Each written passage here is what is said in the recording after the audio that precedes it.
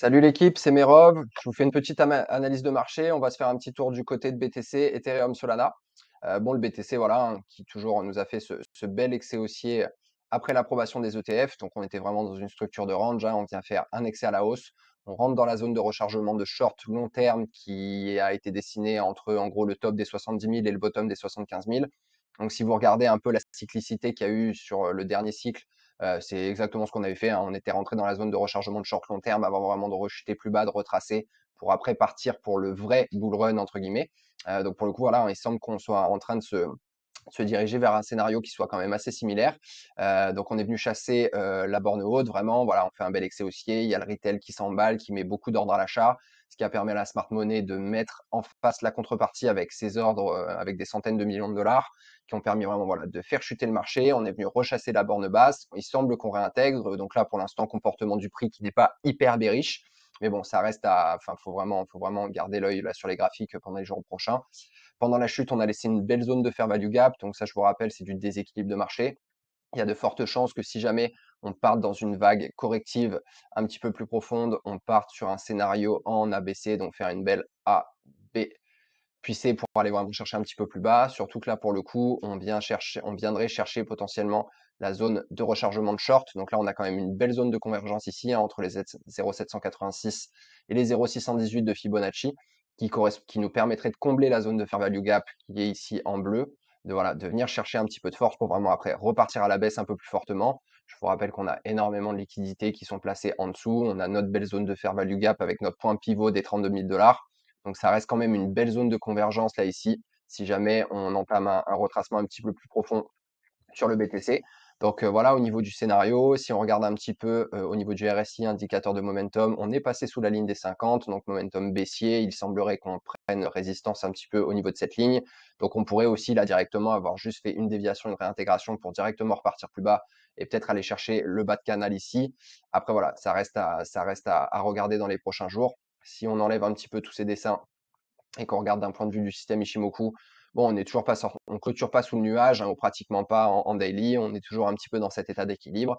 Bon, par contre, là, on a vraiment Tenkan en dessous de Kijun, on est venu casser fortement la Kijun, on a la lagging span qui est venu casser Tenkan et Kijun, donc qui aussi nous annonce potentiellement un retracement un petit peu plus profond. Donc voilà, pour le coup, momentum un peu baissier au niveau du Bitcoin qui pourrait vraiment nous entraîner le reste du marché des cryptos un peu plus bas, mais c'est pas grave, il faut profiter de cette occasion au contraire, ça va être une bonne opportunité pour pouvoir recharger des bagues un petit peu plus bas. Donc mérovingiens, voilà, regardez bien vos portefeuilles, ils sont faits pour ça, hein. On veut vraiment qu'ils vous servent de socle pour que vous puissiez gérer vos allocations. Donc c'est important, regardez bien les points d'entrée qu'on vous a mis et allez placer vos ordres. C'est vraiment important voilà, c'est maintenant que vous construisez en fait la rentabilité que vous irez chercher dans 12 à 18 mois quand le vrai bull run arrivera, entre guillemets, sur les cryptos. Si on se fait un petit tour du côté de l'Ethereum, bon voilà, hein, graphiquement, il est quand même très proche aussi de ce qu'a fait Bitcoin, sauf qu'il a quand même beaucoup moins d'avance que Bitcoin. Lui, il est encore très loin de sa zone de rechargement de short long terme. Mais pour le coup, pareil, hein, voilà, deux bornes précises, en gros, zone de combat entre les 2100 et les 2400 dollars. On fait un bel excès haussier, rejet complet à la baisse. On vient réintégrer le range. On était déjà venu chasser nos liquidités ici en dessous avec ces belles mèches baissières. Mais pour le coup, voilà, pareil, hein, on fait une belle zone de fair value gap. Donc moi, je serais pas étonné, ça nous ferait revenir en plus aussi un petit peu zone de rechargement de short. Bon, un petit peu plus haut là pour le coup. On pourrait combler la zone de fair value gap, revenir en gros entre les 2600 et les 2500 dollars pour vraiment prendre de la force et venir nous faire une belle vague corrective en A, B, C pour venir au moins chercher une partie des liquidités qui sont en dessous, voir voilà, cette zone de fair value gap ici, hein, au niveau des 1700 dollars. Donc pour le coup, pareil, hein, regardez bien vos portefeuilles, placez bien vos ordres.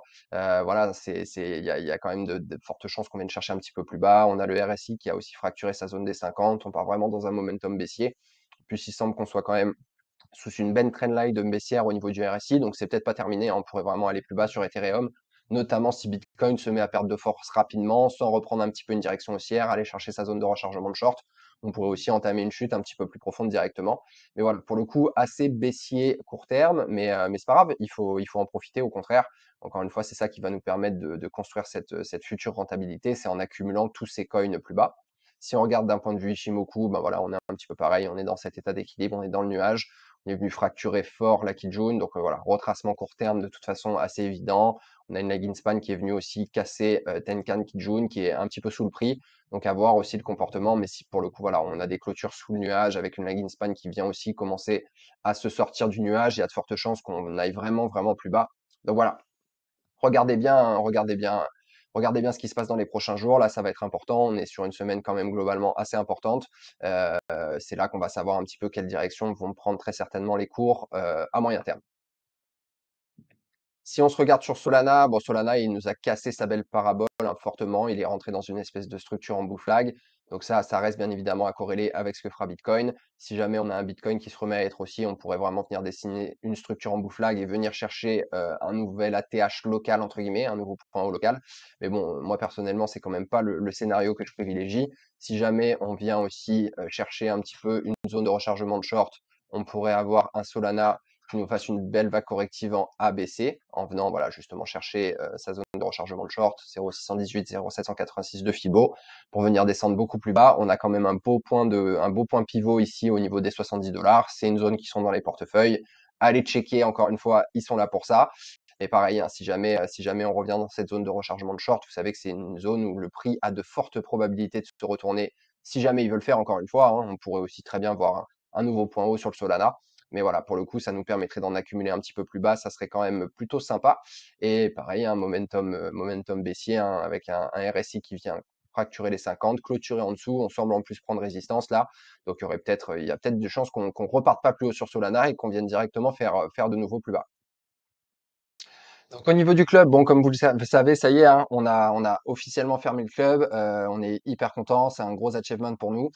Pour le coup, voilà, hein, comme on vous l'a dit sur la vidéo de fermeture, maintenant c'est un peu tout est entre vos mains parce que voilà, nous on fait le maximum pour vous donner un maximum, pour vous donner le plus de valeur possible à travers justement toute l'interface du club. Donc maintenant voilà, allez vraiment chercher ce pourquoi vous nous avez rejoint, c'est hyper important.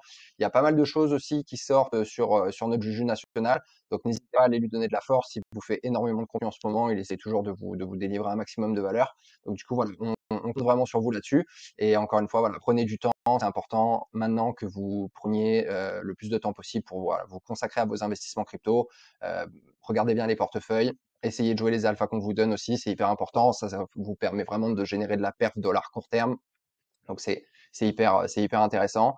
Et voilà, hein, maintenant, focus, c'est maintenant hein, que vous construisez la fameuse rentabilité que vous allez aller chercher sur les 12 à 18 prochains mois sur le marché crypto. Si on va se faire un petit tour du côté de la macro, bon franchement, on a quand même une bonne macro. On a un SP500, bon voilà, qui continue de faire des ATH. Franchement, s'il est ultra bullish, le SP500. Même si voilà, on a beaucoup de rumeurs autour d'une récession, etc. Je pense que il y a toujours une espèce d'irrationalité entre guillemets au niveau des marchés financiers. Donc voilà, il y a beaucoup d'investisseurs qui sont quand même en train de pricer un potentiel quantitative easing. Donc voilà, un potentiel aussi pivot de la Fed, une diminution des taux, une réimpression monétaire qui remettrait un petit peu d'argent frais dans le marché. Donc voilà, ça amène à faire en sorte que le sentiment des opérateurs est plutôt bullish. Donc ils achètent, le marché monte, mais voilà, c'est un peu cette irrationalité qu'on peut des fois retrouver sur les marchés financiers. Si on va se faire un petit tour du côté du gold, bon pour le coup le gold voilà, ça consolide pas mal, hein, il y a quand même de fortes chances qu'il retourne un petit peu plus bas. Donc peut-être pas chercher son bas de range, mais on pourrait vraiment chercher redescendre chercher au moins la zone entre guillemets des 1900 $. Voilà, il y a pas trop de narratif en ce moment autour du gold. En plus de ça, on a quand même une inflation qui a bien baissé. Ça reste un actif qui est moins intéressant en ce moment. Si on va faire un petit tour du côté du dollar index, bah voilà, il nous a montré quand même des beaux signes de support hein, au niveau des 101 points. Bon, on pensait que ça descendrait quand même plus, mais bon, il y a pas mal de choses qui se passent, notamment du côté du Japon, qui sont pas très bonnes, bah, qui fait que voilà, le dollar index, il consolide pas mal. Donc on a vraiment voilà un bon environnement pour les cryptos pour le coup, mais des fois voilà, les cryptos c'est aussi plus ou moins corrélé au SP500. Faut être patient, attendre de voir un peu comment le dollar index réagit. Mais voilà, si jamais les cryptos veulent pousser, en tout cas, elles sont dans un bon environnement pour. Mais a priori, comme on vient de le voir, voilà, on se dirigerait quand même peut-être graphiquement plus vers un petit retracement de marché. Voilà les mérovingiens, c'est tout pour moi. J'espère que ça vous a plu. N'hésitez pas, comme d'habitude, hein, à liker, à commenter, à partager. Ça nous donne de la force, ça récompense le travail fourni. Et je vous rappelle aussi que cette vidéo n'est en rien un conseil en investissement. Faites toujours bien vos propres recherches. N'investissez aussi que l'argent que vous êtes prêt à perdre. C'est hyper important. Passez une bonne journée. À bientôt les mérovingiens.